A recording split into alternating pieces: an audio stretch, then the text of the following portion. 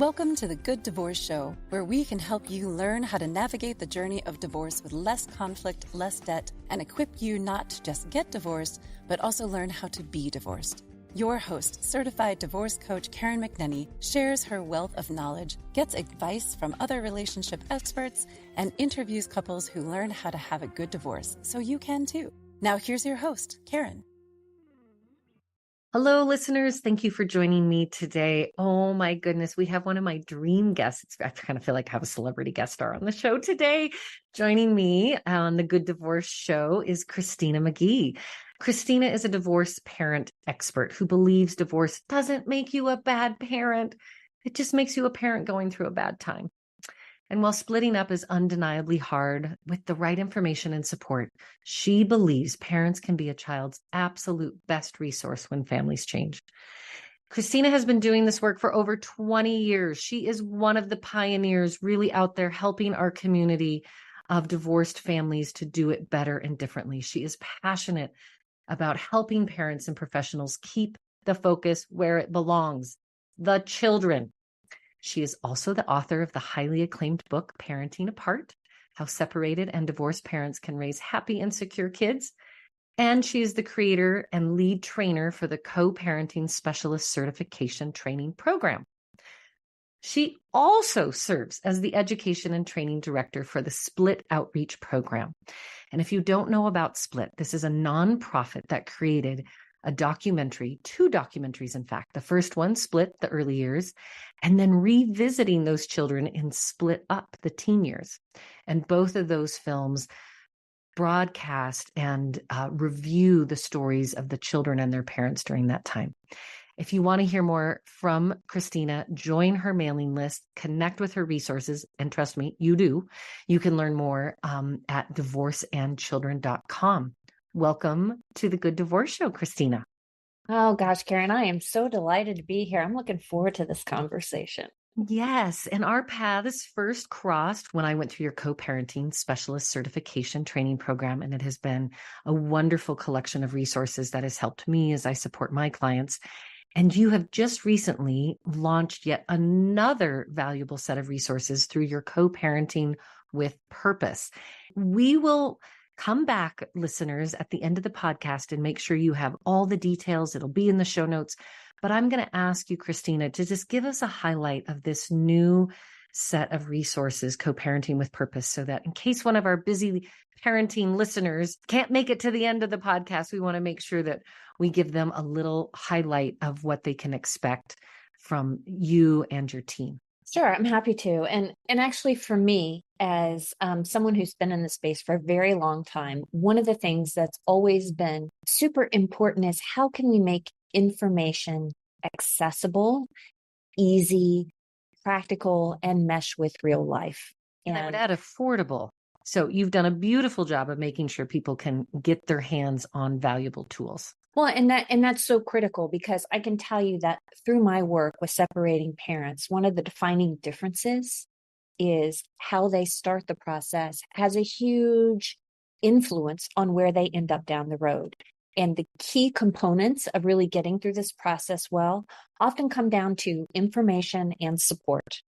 And so my goal is, how can I create resources that are going to meet that need? Because when you're in it, kind of the idea, finding a professional or finding the right book or finding the right resource can be so hard. And I know as a bonus mom, like when I started looking for resources, a lot of it was very vague. It was very unclear. So I created Co-Parenting with Purpose to address that need. And it's like a series of short step-by-step videos. Like no video is probably more than 10 minutes. So a busy parent on the go, if you can carve out 20 minutes, you can sit and you can watch a video and you can gain some information. And to help with that, I created probably over 100 pages of handouts, resource guides, cheat sheets, anything that kind of underpins that learning and helps you gain these skills on the go. And then I also crafted bonus, which is 52 weeks of insight and inspiration, because I know that this is a long haul and I want to buckle up and be right next to you. So every week for 52 weeks, people get an email from me that sometimes it's a tip, sometimes it might be an inspirational quote, or maybe it's a resource that I really want you to have on your radar, but you've got that ongoing support as you go through this. Oh, and that first year, just every holiday, every anniversary, when we met, it's just a year first. Like any grief process, they're going to be extra loaded. And having your support and your voice there every week, I know will create a buoyancy for our listeners. So real quick, where can people find that information and dig in a little bit deeper? And then we'll come back and revisit that later. Sure. If you want to know more about it, one of the best ways is just to go to my website, divorceandchildren.com. And in the top navigation bar, it says for parents. And if you click that, you just scroll down, it'll show you co-parenting with purpose. And I have an entire page that outlines everything on there. There's a little simple video clip. If you want to see kind of what it looks like on the inside, you can, but it'll tell you everything you want to know and maybe a few things you don't. Wonderful. And it would be helpful to just have a little more context, not only from your professional life, which we've heard you're, again, one of the great pioneers in this space, but your personal life as a child of divorce and a bonus mom. Just paint us a quick picture so that we know who we're listening to today and how that has informed really your pursuit in supporting people through the divorce process. Yeah, so the topic of divorce is something I definitely have both a personal and a professional connection to. My parents divorced when I was a teenager. And, back in the day, there weren't divorce coaches, there weren't resources. And while they did the best they could, it was certainly not an easy experience. And there were a lot of things that, as a kid looking back, I wish had been done differently. There was a lot of tension, and like a lot of kids, I became that classic kid in the middle that was responsible for keeping the peace and negotiating and communicating between the households. I have to be very honest, though, growing up, I didn't spend a lot of time thinking about really how it had impacted my life until I became a bonus mom. So when I got married, my husband had two very young children. I said I do, and I did, like instant family. Yeah. And there was a lot of tension between the households. Unfortunately, I kind of dug into how can we do this thing better? Like I knew I was real clear about what I didn't want to do, but I wasn't so clear about the way forward and what I should be doing as a bonus mom. And so I started looking for resources, and a lot of what I found was very vague, not very clear, didn't really mesh with real life. And that's where my journey kind of took off. And I ended up becoming someone who taught courses for parents in my jurisdiction outside of Houston, Texas. When parents filed for divorce, they had to take a 4-hour in-person parenting class. And I became one of the instructors. And that's really where my journey began. And I did that for probably about 12 years. And as I saw needs for resources, I'm also a content creator. So I started putting together resources to really help parents navigate this process and this family change in a different way. So take us back in time, child of divorce, to just a year ago and what Christmas looked like. Here we are approaching the holidays as we record this. And if you're listening at some other time, don't worry, they're going to come around again. And the things that we want to highlight for best practices and what to be aware of through the holiday is really applicable to all the special moments and those occasions when your children are looking to both of their parents to celebrate them and support them. And you never had Christmas together with your parents. Well, until, I was an adult with grown children of my own. My dad lived in another state. And when he came back to Texas, I made a decision that I was going to have one holiday event. And I invited everyone to come and left it up to them whether they wanted to be here or not. And lo and behold, everybody showed up. And it was the first time that my kids had all of their grandparents in one place. I was a little anxious about how it would go, like lots of kids of divorce might be, but it was a great evening. Everybody did really well together. There were no cross words. There was no tension. Everybody sat around and, had polite conversation. We all sat at a table together as one kind of big extended family. And it was great. But I have to tell you that after it was all said and done, the thing that kind of stuck with me was, gosh, why did it take so long? Oh, Right? Why isn't did that it the have truth? to take so darn long to get there? And I have a lot of compassion for my parents. They went through it the best way that they could, given what they had available to them. And I very much believe that the vast majority of parents are doing the very best they can in the moment, and most want to do better. But we don't know how. We don't know what to do. Like when you decide to get a divorce, nobody knocks on your door and goes, okay, here's your book. This is going to tell you how you're going to get through this and how you're going to keep it about the kids. So we're having Well, to find our way. yes. And often finding our way starts in the checkout line with some cover on a magazine saying dramatic divorce, lawyering up, destroying each other. It does not have to be that way at all. Yes. So let's not wait. Let's not wait decades and decades to get everyone to the table. And we want to share with you a few things to think about as you enter into the holiday season, starting with just this schedule, right? There is this parenting plan and everyone knows what their day is or how we're going to divide the day, and the importance of being accommodating and really the cautionary tale when we're not. So what would you say to our listeners as they consider the holiday schedule? Well, first, I would say choose flexible over fair, because there's a lot of parents that get caught in trying to keep the holidays fair and even and making sure that I get my time and the kids have their time. Each parent has their quote unquote time, their fair share. Right. As if there's a stopwatch somewhere. Which there's no divorce police going to come around and check your timing log. You get to design your divorce. And that means every single day, including Christmas Eve, Christmas Day, Thanksgiving Day. So as they design that, I love this phrase, being flexible over the fairness. Fair. Mm. Yeah. And the truth is, even if you are a co-parent who has a parenting plan in place and the court said the kids spend this much time there and this much time there, what most parents don't realize is a divorce decree is an if all else fails document. And so it says in there, in almost all of them, if the two parties fail to come to mutual agreement, then right, this is what you do. But if you and the other parent can make other arrangements, you can ask your kids, like keep it about the kids. What would feel good for you for the holidays? And then be flexible with each other.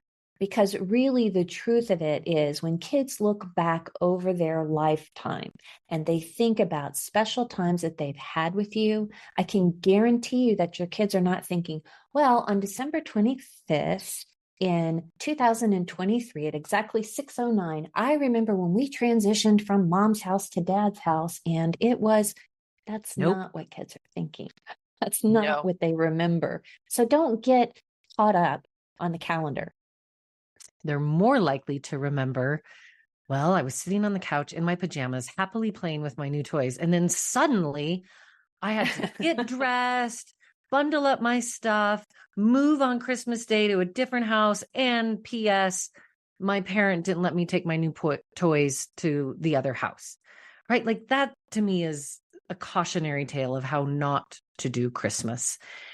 Talk a little bit about these possessions, because it does start to happen with presents. And this idea of keeping the children really at the center of our decision making and our boundary making as parents. Well, I would suggest, and I invite parents to give gifts without strings. So when you give your child a gift, and it is truly a gift, then your child should get some say in what happens with that gift and where it lives. And if they get to take it back and forth. I tell parents, I want you to think about, to give you some perspective, a possible experience you might have. Like, so, okay, let's say, just imagine that you showed up at your parents' house for the holidays and your parents said, you know what? we've had a great year and we've decided to buy you a new car. There it is, parked in the driveway. It's your dream car. It's beautiful. It's fabulous. And then they say to you, you know what? Anytime you come to see us, you can drive it wherever you want. But, when you're not here, we're just going to keep it parked in the garage for you. And as soon as you come back, it's all yours. Here's the keys. It Oh my wouldn't gosh. feel like much of a gift, would it? No, that's a great illustration, right? That is a gift with strings attached. And if you feel strongly about something that, oh, I don't trust this being at their house, or that'll get broken, or, oh, the other parent, well, then don't buy that gift. If you Right. cannot give freely, don't give. Now, that doesn't mean that you can't buy your kids special things that stay in your home, right? Because there's a difference between communicating to a child, I've bought this because I'm providing a home for you and I want you to be able to have things that you enjoy or that help provide for your well-being. That's part of having a home, right? And that's perfectly okay. But it is a very different message to say, here's your special gift that I picked out for you, and it can only stay here. It can never cross over to the other parent's house. One really communicates there's like a line in the sand, and our territories, and it's not going to cross over. And that's really not the message that we want to communicate to kids. Right. Whether that's birthday or Easter or any time where the any gift occasion giving. Yeah. As we head towards the holidays, I feel my own little inner rabbit get very busy, right? It's a busy time. There's lots of activities, things going on. And I was just reflecting as a divorced parent, 50% of my time is quiet. And I'm just waiting for the excitement of my kids to show up so we can go ice skating, and we're going to go skiing on Saturday. And we've got a party to go decorate, and we've got to put up the Christmas holiday things. And I think that I sometimes ran my kids over their threshold and right into exhaustion. Is this something that you see as a pattern? And again, how can we be more thoughtful about the experience of the kids, not just my experience as a single parent? I think it happens all the time, and not just with holidays, right?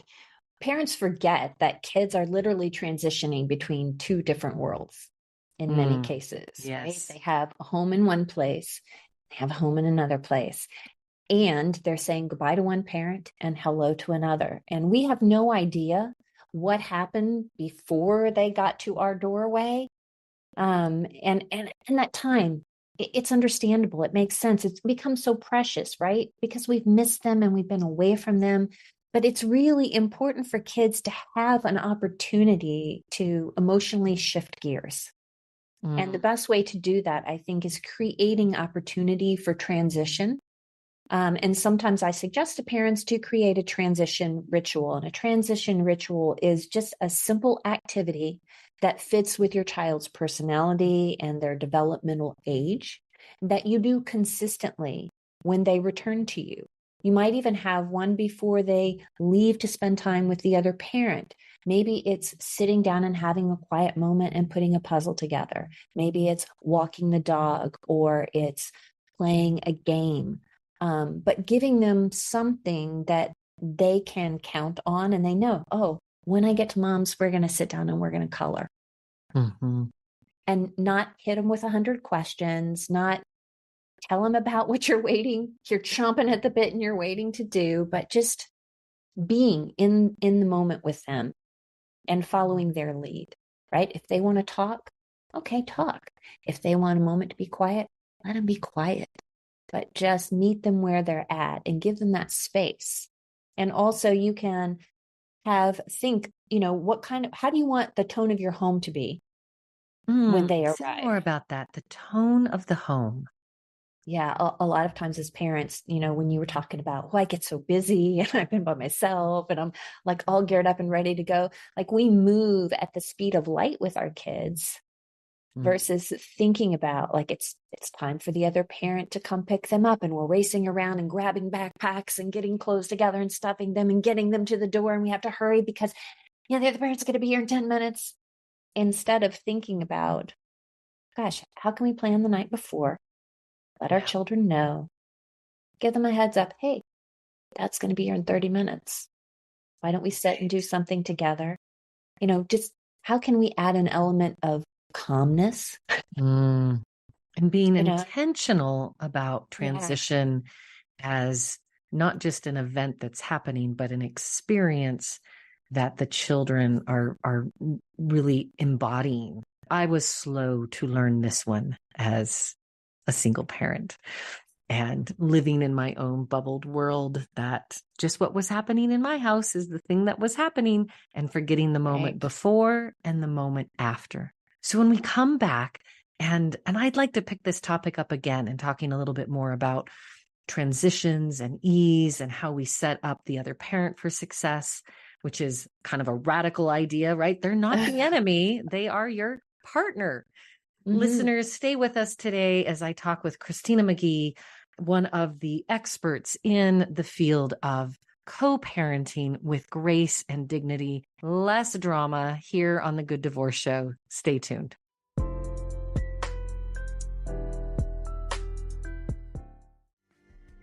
Are you thinking about getting divorced? Before you call a lawyer, call the Good Divorce Coach, Karen McNenny, a certified divorce counselor, co-parenting specialist, and mediator. Karen's signature Good Divorce experience will guide you through your divorce journey, from the day you make that difficult decision to the day the decree is signed, all for a predictable fee. The Good Divorce Coach will teach you and your partner how to get divorced and be divorced with less conflict and less debt. Visit thegooddivorcecoach.com to get in touch with Karen. Now, back to the show with Karen. Hello, and thank you for staying with me today. I'm Karen McNenny, your Good Divorce Coach, and I'm chatting with Christina McGhee. She is a divorce parenting expert who believes that divorce doesn't make you a bad parent. It just makes you a parent going through a bad time. Her website, divorceandchildren.com, is filled with really useful, tangible tools. I encourage you to spend some time connecting with Christina online, but we've got the real deal with us here today.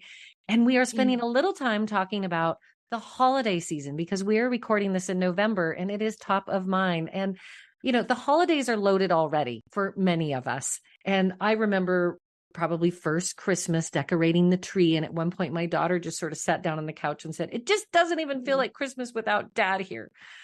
And my heart just, hurt so much. And I would like to say, it got remarkably better after the first year, but they're always a little bit loaded. How Mhm. can we better prepare not only our children, as we just talked about in the first segment, but ourselves to navigate the holiday season as a newly re-singled individual who's in a whole new story? Well, I would really recommend don't fly by the seat of your pants for the holidays. Like, if you know when you're not going to be with your kids, start thinking about how you want to use that time. How can you get intentional with your time alone? What could you do? Where do you want to be? What would feel most comfortable for you? And not to put a lot of pressure on yourself. I think one of the pitfalls that we get caught up in is not allowing ourselves to be sad. Like, we're just trying to keep away from it. When, I'm not going to have my kids. It's really going to suck, but I'm going to power through. And I think it's really important for parents to be gracious with themselves and know that it makes sense that you would be sad. It's okay to be sad. While it's good to sit with those feelings, it's important that you find a way to honor them and not wallow in them. Oh, that's so good. Again, honoring the feelings, but not wallowing in them, having an anticipation that there will be hard moments and that might take you by surprise. And Yeah. having a short list of who you might reach out to, who else is having a gathering. I adopted a lot of single friends. I started hanging out with a lot of single friends early in my divorce because they didn't have kids. I felt like if I were hanging out with my friends that had children and I was there without my children, there was kind of a phantom pain. So thank goodness I had another circle of friends who were not parents, and I could go be my single self. And that was what was normalized there and made for a really happy distraction. And sometimes we need the happy distraction, but not at the expense of feeling the feels. And you've used this word, grief. And I think we underestimate that divorce is really a death experience, a death of the family as we knew it, and of the story that we thought we would have. I think it's worth noting that when you look at the amount of stress that is generated in a person's life. Divorce rate second only to death, right? And I don't. I don't Yeah. think a lot of people know that, recognize it, or realize it. But this is what the research shows us: second to death. It is a Right. big deal, and our culture often, right? The stigmas around it, color it in shame. You've done this. You have to suffer alone. Put it in the closet. Don't talk about identify. Like, it does not serve our families, and therefore does not serve our society. Right, right. So how we surround people with support when someone dies is very different than how we engage with people when they go through a divorce. Like, nobody's showing up with a casserole. Isn't that the truth?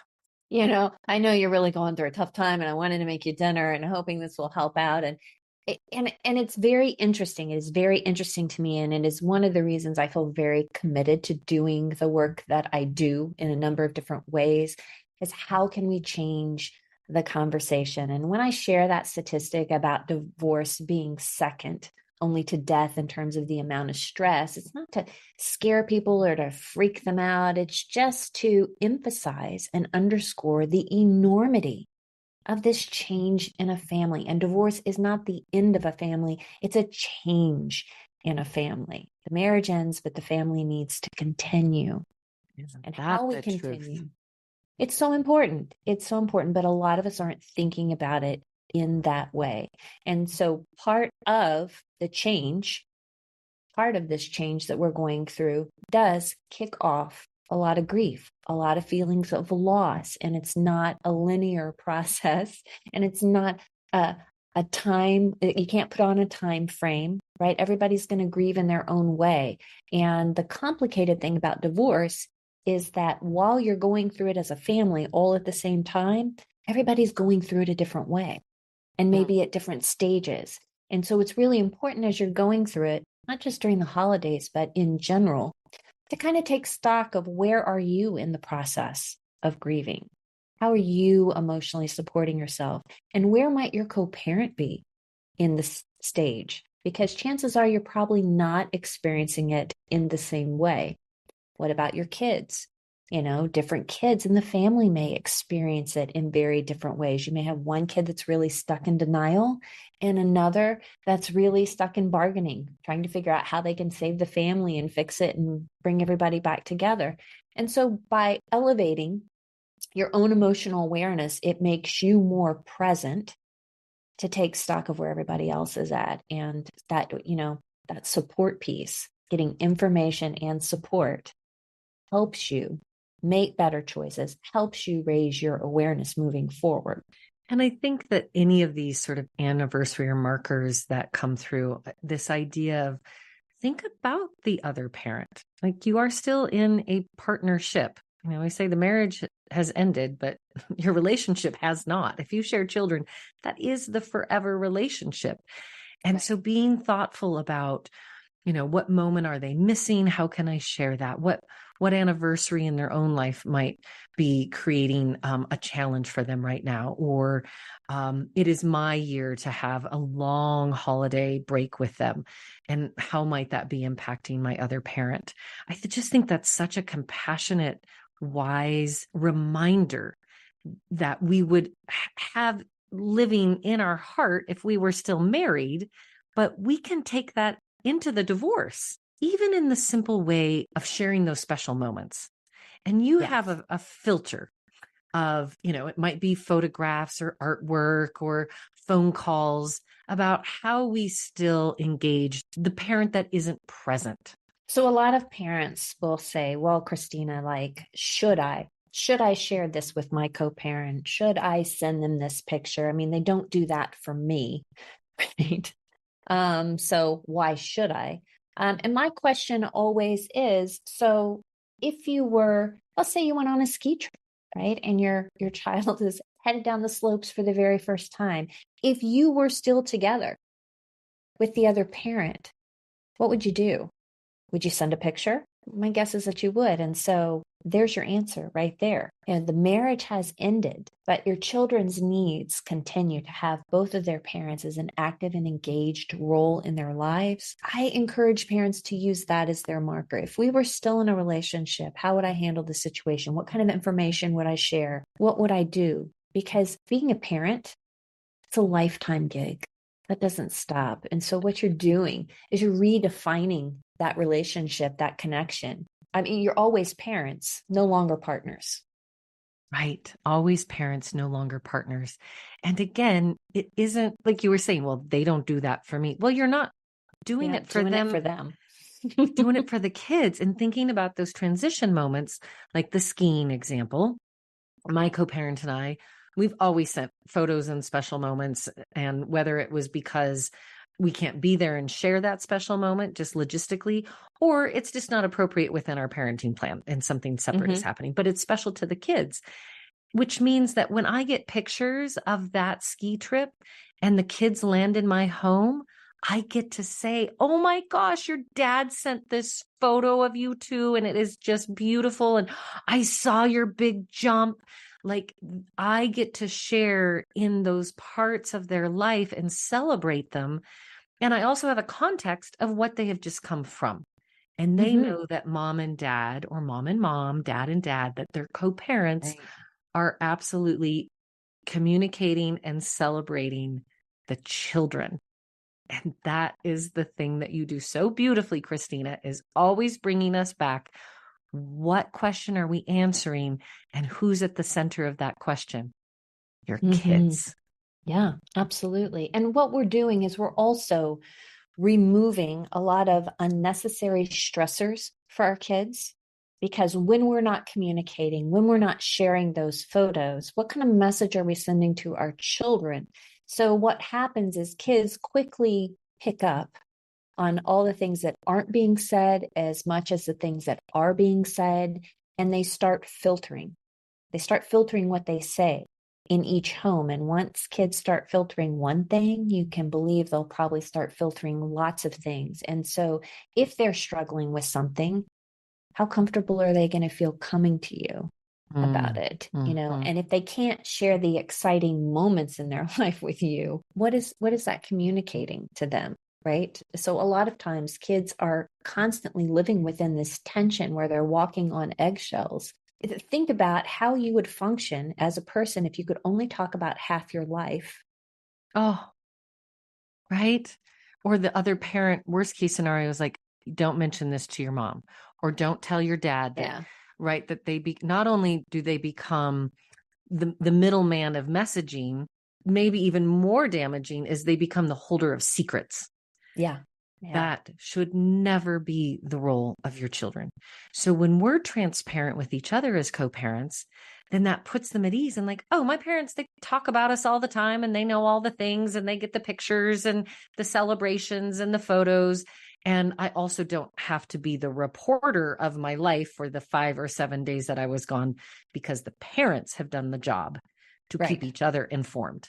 And I don't have to be the reporter, or how much our kids love being now there's a book report. I got to download the whole last week and catch my other parent up on everything that just happened. And they're going to have the 5,000 questions. And as those young kids become teenagers, that becomes less and less popular. For sure. The other thing I want to add to that just real quickly is that I do realize that not everybody has a situation where they may have a cooperative co-parent, even though you may put your very best foot forward. You still may not get that kind of thoughtfulness or consideration reciprocated. And what I will tell those parents in those situations is that I very much believe in the power of one. And what children really need is one parent, right, who will stand in that space for them, who will be consistent, nurturing, loving, shield them from the conflict, give them a safe space to talk, and your kids can still thrive. Kids are going to fare far better if one parent gets it together than if nobody gets it together. And so I really want parents to keep that in mind, even in these very difficult, super stressful, high conflict situations. You can't control what the other parent does, but you absolutely can control how you respond, what you say to your kids, the context you give them for making sense of their experience, validating them. Those are all things you can do, and those things make a huge difference. Well, listeners, with me today is Christina McGhee, a well of wisdom, and we are going to come back and talk about some best practices, how to avoid some co-parenting blind spots. Please stay with us. We'll be right back with Christina McGhee, divorce and parent expert.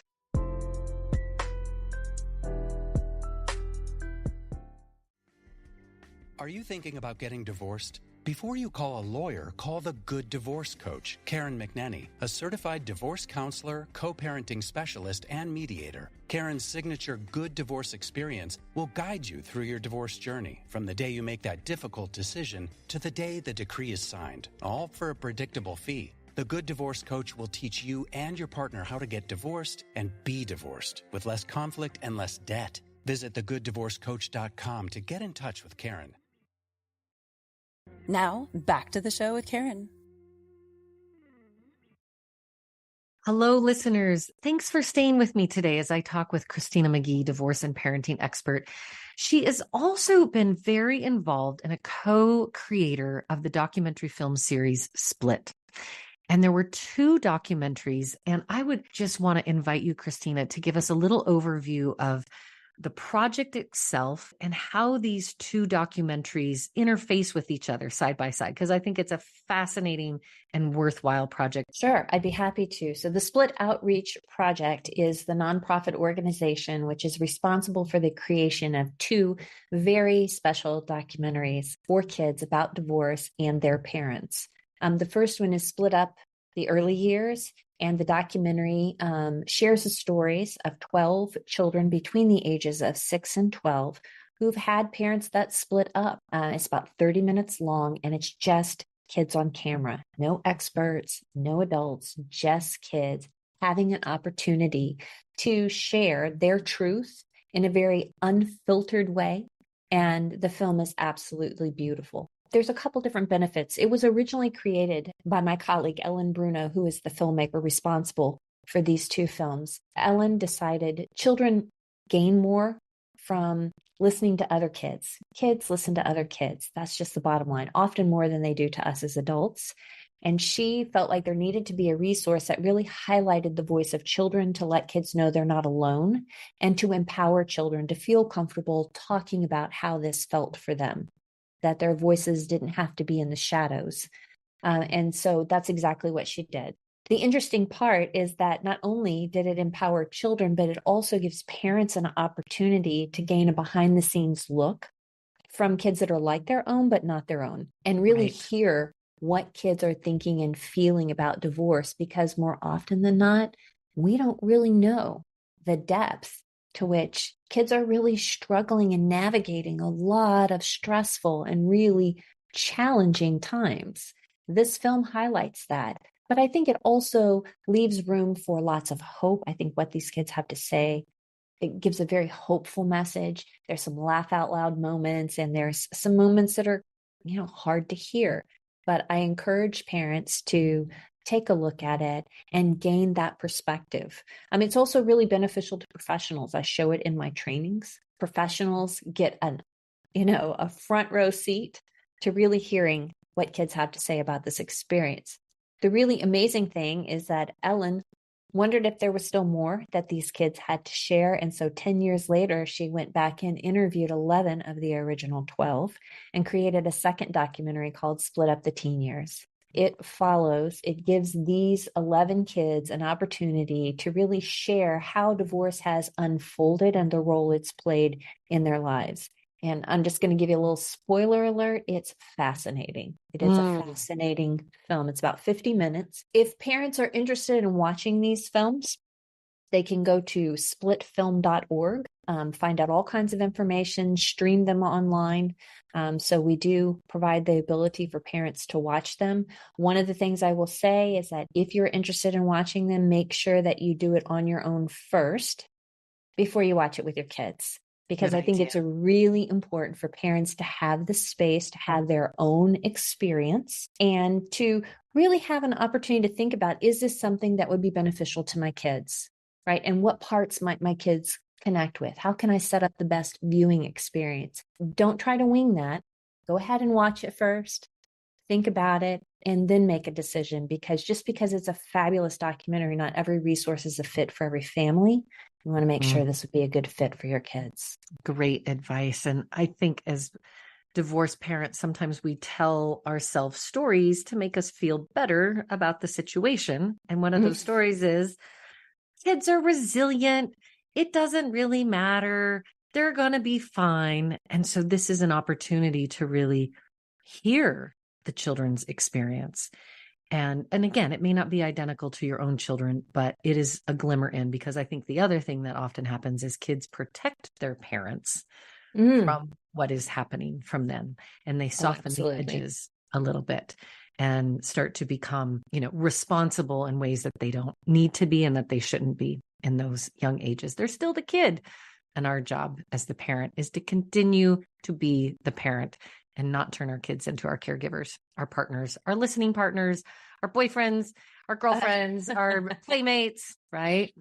Right. Well, I'll say that's really evident in the film, that kids fall into quite naturally that role of wanting to caretake their parents and worrying more about how their parents are feeling, what their parents want and need, than what they themselves need. And that doesn't go away. And I think it's important, and this is one of the mistakes I think parents make, to tag on to what you said about, kids are resilient. They're just going to get through this. We're going to put it in the rearview mirror.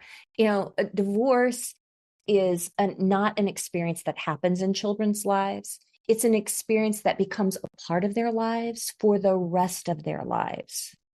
Say that again. I actually just want you to repeat that, because this is an oversight for many of us. Yeah. So divorce is not an experience that happens in children's lives. It's an experience that becomes a part of children's lives for the rest of their lives. And I say that because it's important for us as parents to think about, how big of a part do we want it to be, right? This is going to get woven into the fabric of your children's lives. It doesn't go away, but how it ebbs and flows, how big of a part, what kind of impact it makes on how they view themselves, how they view their family, how they engage in relationships, has to do with the choices that parents are making right now in this moment. Those choices are not just for the immediate moment, but for the rest of your children's lives. Well, yeah, but as soon as they turn 18, we're done. I just have to get them graduated and out of the parenting plan. And then we're all lickety split on our way, wrap it in a bow, move on. Yeah, well, that's not the first time I've heard that. I've had a lot of parents that have said to me, "Oh, come on, Christina, look, I'm just going to hang in there for 6 more years. I've just got 10 more years, Christina, and then I'm done." And, I hate to be the bearer of bad news, but the truth is, when you share parenting responsibilities with someone, it really is till death do you part. It really is. And your kids are, that's their expectation.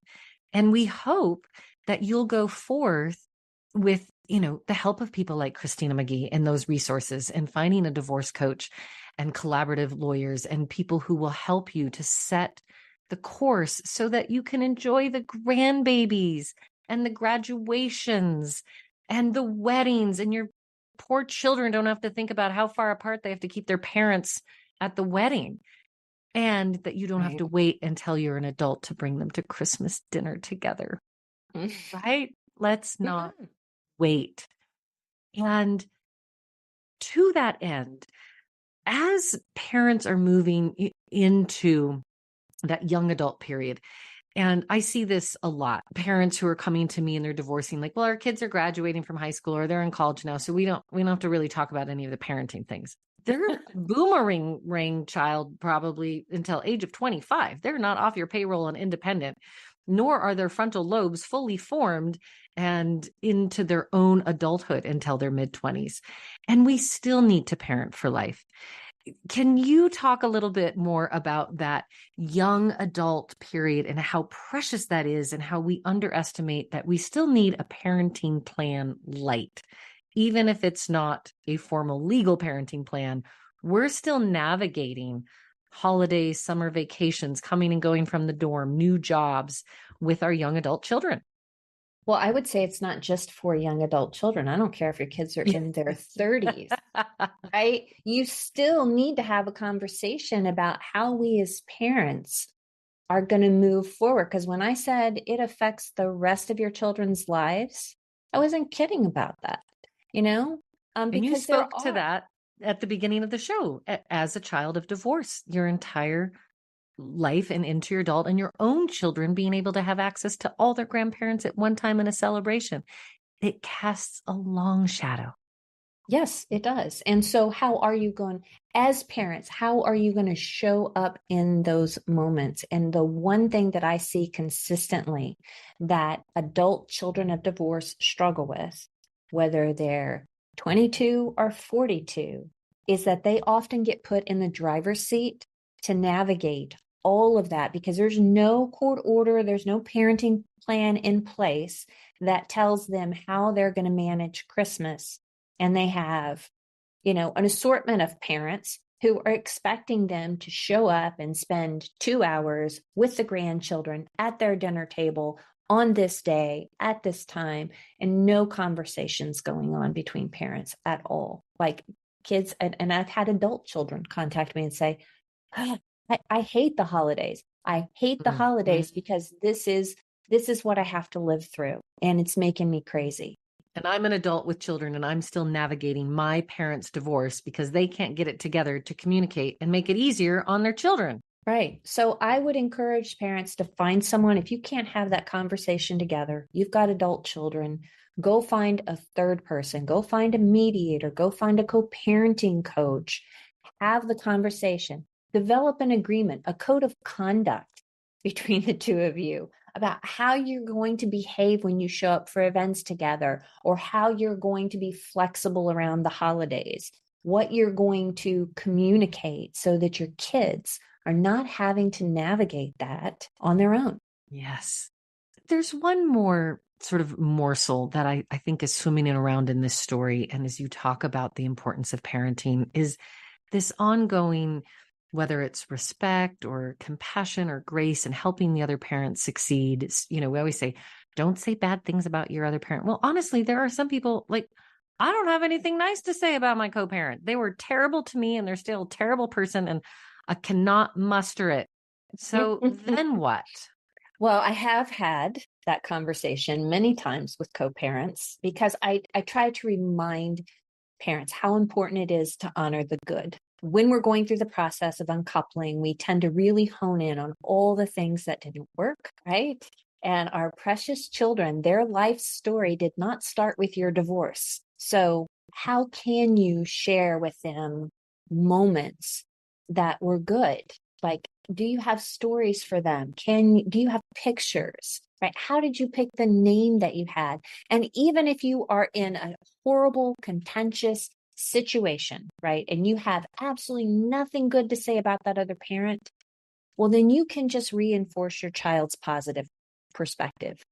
Well, when Brittany comes home and she says, oh man, I went camping with Dad and we caught this big fish and it was so much fun. He was telling jokes and everybody was laughing at his jokes. Dad's so funny.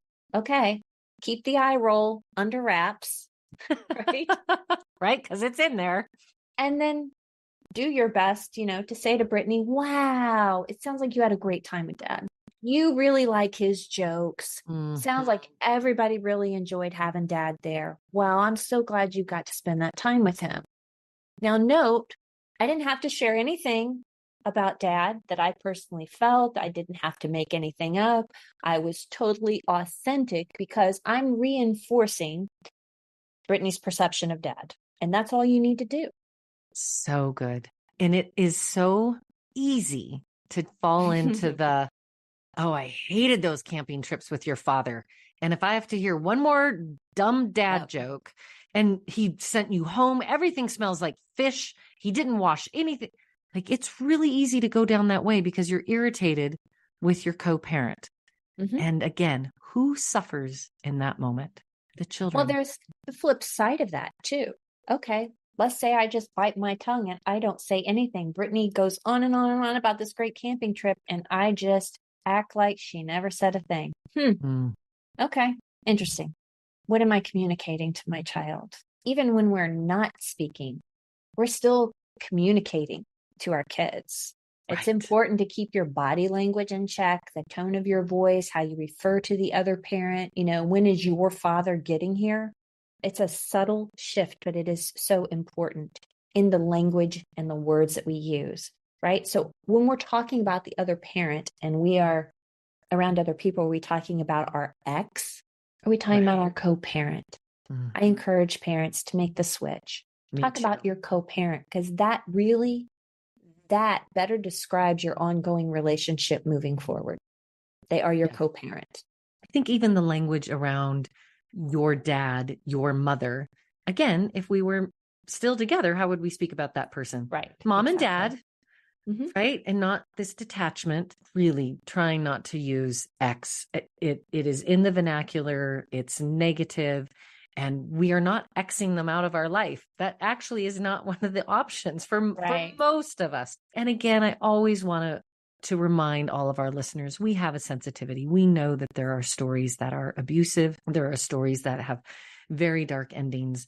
Our heart goes out to anybody who is having to navigate those high conflict, challenging separations. We hope, again, as Christina was saying, that if the power of one can show up, and if you're the one listening today, know that you can lead from where you stand, even in the face of a difficult partner, and make it different for your kids. Our children come from love. Remind them of that. And maybe you need to remind yourself of that as well. Christina, remind us where we can find you, the resources, the films, your new program, Co-Parenting with Purpose. I really want the listeners of the Good Divorce Show to have access to all of the resources and content that you have created over the years. Well, so a very easy way to find me is just go to divorceandchildren.com. That's divorceandchildren.com. And on there, I have a tab at the top of the navigation that says For Parents. Click that tab, and I've got a whole page that just outlines offerings that you can immediately take advantage of. I have a free resource guide for parents. It's like 26 pages of resources. You're looking for books for your kids, I've got some listed. You're looking for books for yourself, there's some listed. Podcast, dealing with a difficult divorce, I've got resources. So if you don't know where to begin, that's a great place to start. You can also find Co-Parenting with Purpose there. Again, in the drop down, it's listed. Click on it. It'll give you all the information. And I will also say to anybody before November 10th of 2023, right now I'm running a special on Co-Parenting with Purpose. And it is at my special offer is, it's normally $397 until November 10th, I guess let's say. It's $197. So if you want to take advantage of that, there is never, ever going to be a lower price, a better price for you to get in. And so if you're somebody who's looking for a resource, that could be a therapy session. That could be, half an hour with your attorney. Great resource and a way to create your own classroom. And we're encouraging you, parents, to be a student of your divorce journey and know that it's going to change as your children change in age, as their needs change. It is not a one and done day when you walk out of the courthouse, and it's not done at 18. And evidently it's not done at 32 either. So stay engaged, keep your children at the center. So grateful to Christina McGhee, parent and divorce expert, joining us here on the Good Divorce Show today. And remember, listeners, everything will be okay in the end.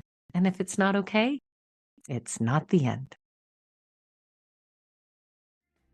Thanks for listening. Do you have questions or thoughts about this week's episode? Let us know by following the Good Divorce Coach on Facebook and Instagram at Good Divorce Coach, and leave a comment.